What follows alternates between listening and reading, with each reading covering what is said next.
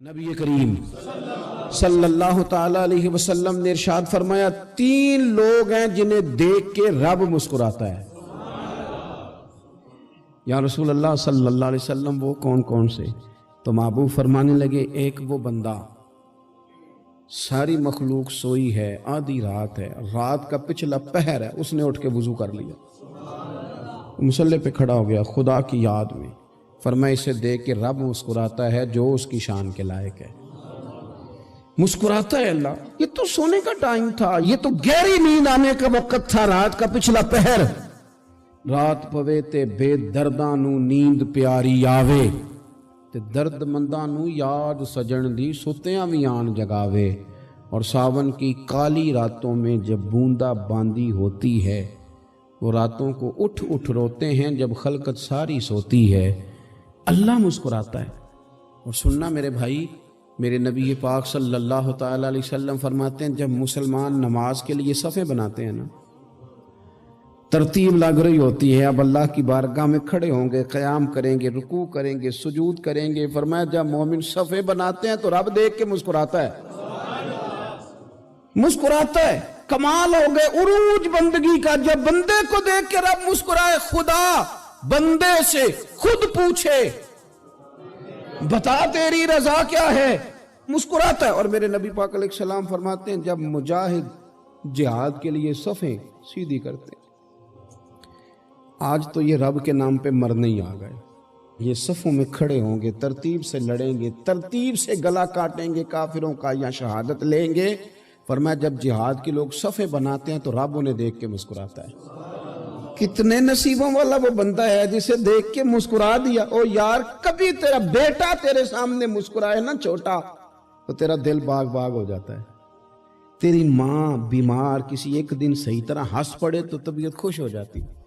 مجھے بتاؤ نا جس کا رب بھی اسے دیکھ کے ہنس پڑے، جو اس کی شان کے لائق ہے، کیا اس بندے کے نصیبیں ہیں، کیا اس کے مقدر ہیں۔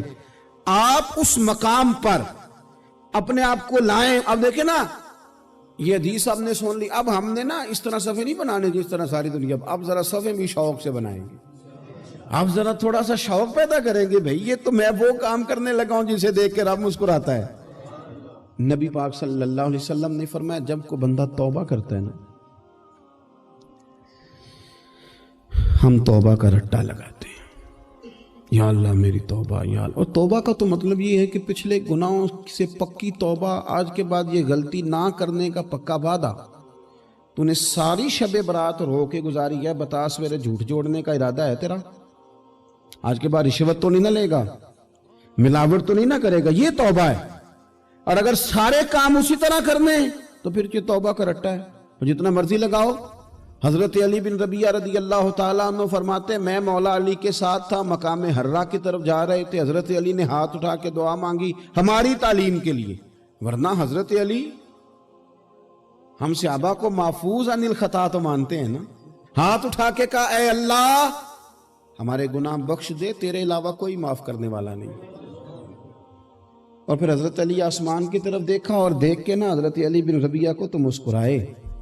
حضرت علی بن ربیعہ کہنے لگے حضور مسکرائے کیوں ہو؟ فرمانے لگے ایک دن میں حضور کے ساتھ اسی طرح آیا تھا، اسی طرح حضور نے دعا فرمائی تھی ہماری تعلیم کے لیے، اور پھر حضور مجھے دیکھ کے مسکرائے تھے اور فرمایا جب کوئی بندہ رب کی بارگاہ میں اس طرح استغفار کرتا ہے تو رب مسکراتا ہے، اور مسکرا کے فرماتا دیکھ لو میرے بندوں کو پتا ہے کہ میرے علاوہ معاف کرنے والا کوئی نہیں، انہیں پتا ہے، تم اس کی بارگاہ میں رجوع تو لاؤ، آؤ تو صحیح دو آنسو لے کر۔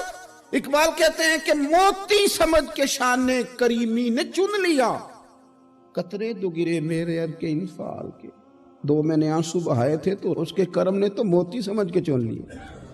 سنو نا حضور اس استغفار کو، اللہ کو یار رات کو توبہ کر کے سونا چاہیے ہمیں۔ کچھ غلطیاں ہم کرنا نہیں چاہتے پر ہم سے ہو جاتی ہیں، کچھ دل ہم توڑنا نہیں چاہتے پر وہ ٹوٹ جاتے ہیں، ہماری مجبوری ہوتی ہے ٹوٹ جاتے ہیں۔ رات کو اس کی بارگاہ میں ہاتھ باندھ کے کشکول طلب دراز کر کے خوب استغفار پڑھنا چاہیے کہ مالک بندے ہیں نا کیا کریں، نفس کا ساتھ ہے، دنیا کا ساتھ ہے، خواہشات نفسانیہ، مالک معاف کر دے، درد سے توبہ، رسم نہ ہو، کہانی نہ ہو، लफ्ज ना हो, जुमले ना हो, और जनाब ऐसे लोगों के बीच बड़े हाथ बांध के और बड़ा कोई जरूरत नहीं। आप अकेले अपनी चारपाई पे बिस्तर के अंदर मुंह दे के भी दर्द से कहेंगे ना माफ कर दे, तो वो तो मेहरबानी बड़ा है। मेरे नबी पाक सल्लल्लाहु अलैहि वसल्लम मिसाल देते हैं, फरमाया एक आदमी सहरा में जा रहा, सहाबा से हुजूर खिताब कर रहे हैं, फरमाया एक आदमी सहरा में जा रहा था, उसने अपनी ऊँटनी पे खाना पानी पैसे हर चीज़ रखी हुई थी। सहरा था बहुत बड़ा, दरमियान सहरा के गया तो थोड़ा सा सस्ताने के लिए, आराम करने के लिए ऊँटनी से नीचे उतरा। अब उसने ऊँटनी की लगाम, ऊँटनी की नकेल अपने सरहाने के नीचे रखी, हाथ के साथ पकड़ी और सो गया। थोड़ी ही देर के बाद जब उसकी आंख खुली तो देखा ऊँटनी गायब है। सहरा में वो पैदल ना आगे जा सकता है, ना पीछे जा सकता है, ना दाएं ना बाएं, खाने को रोटी नहीं, पीने को पानी का कतरा नहीं, थोड़ा इधर भागा उधर भागा, थक गया। करीम महबूब फरमाते हैं वो पूरी तरह निढाल हो गया और मायूस हो गया, माअज़ल्लाह। मायूस होके दोबारा उसी जगह आके लेट गया जहां पहले लेटा था। इंतजार करने लगा कि अब मौत ही आएगी, आखिरी वक्त है, अब ना मैं पैदल ये सहरा क्रॉस कर सकता हूं, ना पीछे जा सकता हूं, ना खाना है ना पानी है, सिवाय मौत के कोई सहारा नहीं। हुजूर फरमाते हैं वो रास्ते में दोबारा लेट गया। अचानक उसने रुख बदला तो ऊँटनी सामने खड़ी थी। हुजूर ने सहाबा से पूछा बताओ ना उसे भला कितनी को खुशी होगी। या रसूल अल्लाह, जिसे नई जिंदगी मिल गई है। आप देखें ना, सारे डॉक्टरों ने कह दिया कि इसके तो गुर्दे मैदा जिगर हर चीज खत्म है, घर ले जाओ खिदमत करो, हर तरफ परेशानी है। वो बंदा भी समझ गया है कि आखिरी वक्त आ गया, कल जाऊं परसों जाऊं, तैयारी हो गई, सब लोग आ गए, बाहर वाले भी आ गए, ये माहौल एक अजीब रंग इख्तियार कर गया। अचानक एक डॉक्टर ने आके कहा नहीं नहीं गलती लग गई थी। मुझे बताइए अंदाज क्या होता है? बगैर दवाई के बंदा उठ के खड़ा नहीं हो जाता। ओ मैं तो बच गया हूं। नबी पाक सल्लल्लाहु अलैहि वसल्लम फरमाने लगे उसकी ऊंटनी मिल गई, बताओ भला उसे कितनी खुशी होगी। या रसूल अल्लाह, वो तो दोबारा दुनिया में आ गया। हुजूर फरमाने लगे उसे कुछ भी खुशी नहीं हुई। जब कोई रब का गुनाहगार बंदा आके तौबा करता है, रब को इससे कई गुना ज्यादा खुशी होती है। मेरा बंदा आ गया है, मेरा बंदा आ गया है, मेरे घर आ गया। उसने आंसू बहाए हैं, उसने कहा अल्लाह मैं तेरा यूं तेरा ही रिज़्क़ खाता हूं, तेरी ही जमीन पे रहता हूं, तेरे नाम से मेरी सांसें चलती हैं। वो आ गया। फरमाया उस ऊंटनी वाले से ज्यादा रब को खुशी होती है जब गुनाहगार आके तौबा करते। गुनाहगारों के आंसू उसकी बारगाह में बड़े मकबूल हैं, लेकिन हम रस्म अदा करते हैं, तौबा नहीं करते। हम अपने आप के साथ धोखा करते हैं, झूठ बोलते हैं। हम बंदा कोई नाराज हो जाए तो हमें को नहीं नींद आती, उसके घर चले जाते हैं।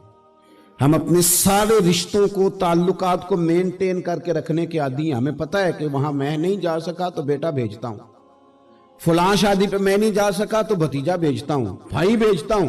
हर ताल्लुक का हमने ख्याल रखा कोई रूठ ना जाए।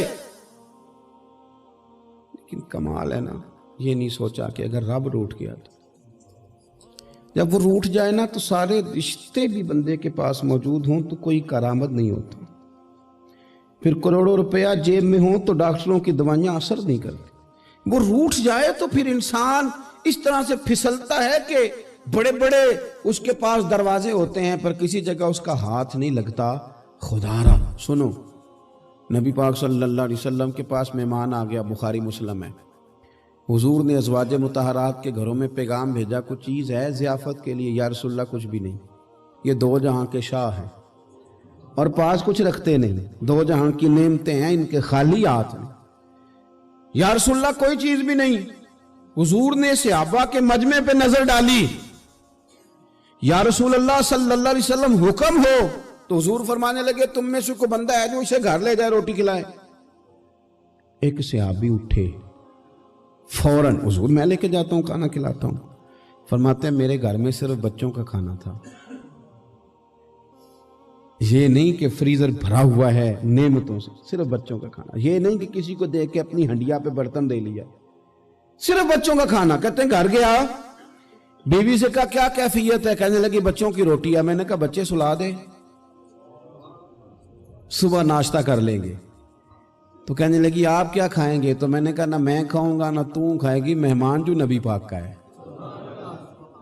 کہا اچھا، اب ذرا تجویز دیکھو میاں بیوی کی سوجھی آپس میں۔ کہتے ہیں کھانا لگا دینا، کیونکہ ایک آدھ بندے کا کھانا ہے۔ اپنی غربتوں کا ہر جگہ اظہار کرنا، رونا رونا، یہ دیکھو غربت کیسے چھپائی جا رہی ہے۔ اس کو کہا نہیں کہ چل تو تھوڑا رحم کھا، تو آیا ہے تو تھوڑا رحم کھا، یہ نہیں کہا اٹھ کے نا تو کھانا رکھنا اور اٹھ کے نا چراغ ٹھیک کرنے کے بہانے بجھا دینا۔ ہم دنیا والوں کے سامنے کیوں اپنے دکھ بیان کریں؟ ہم جو کہیں گے رب رسول کی بارگاہ میں کہیں گے۔ تو نا چراغ ٹھیک کرنے کے بہانے، اہلیہ اٹھی، کھانا دینے کے بعد چراغ ٹھیک کرنے کے بہانے بجھا دیا۔ خامد بھی ہاتھ چلاتے رہے، بیوی کبھی برتن رکھتی کبھی اٹھاتی، پتہ چلے کہ کھانا کھا رہے ہیں، کھانا کھایا جا رہا ہے۔ کہتے ہیں مہمان پیٹ بھر کے کھانا کھا گیا۔ یہ کام ہوا رات کے اندھیرے میں، اس وقت ہوا جب چراغ بھی بند تھا، اس وقت ہوا جب کوئی دیکھنے والا نہیں تھا، کسی پڑوسی کو بھی خبر نہیں تھی۔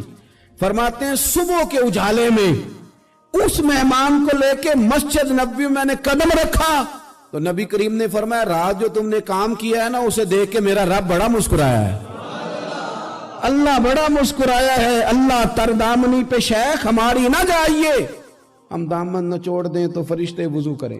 یہ شان ہے صحابہ کی۔